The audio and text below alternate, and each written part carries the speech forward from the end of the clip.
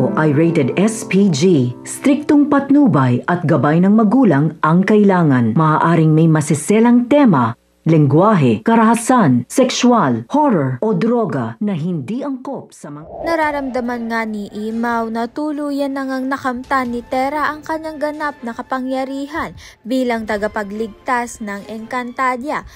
Magsasama nga itong si Pirena at si Tera sa pagbabalik nga sa Encantadia upang simulan nga ang paghahanda para sa pinakahihintay na laban, ang digmaan na magwawakas sa dilim na bumabalot sa Encantadia.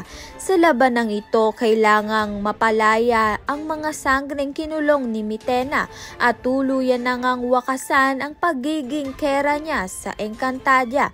Dito na magpapasya si Tera na hindi lang ito laban para sa Encantadia, laban nga rin ito para sa kanyang pamilya. Sa kabilang banda naman nga, nagkaroon na nga ng lakas ng loob itong si Tera upang harapin ang mga umapi sa kanya. Mas lalo pa nga siya nang gigil dahil nakita nga niyang napahamak ang lolo at tumatayo nga niyang ina sa mundo ng mortal. Hindi nga siya ang dating mahina at takot.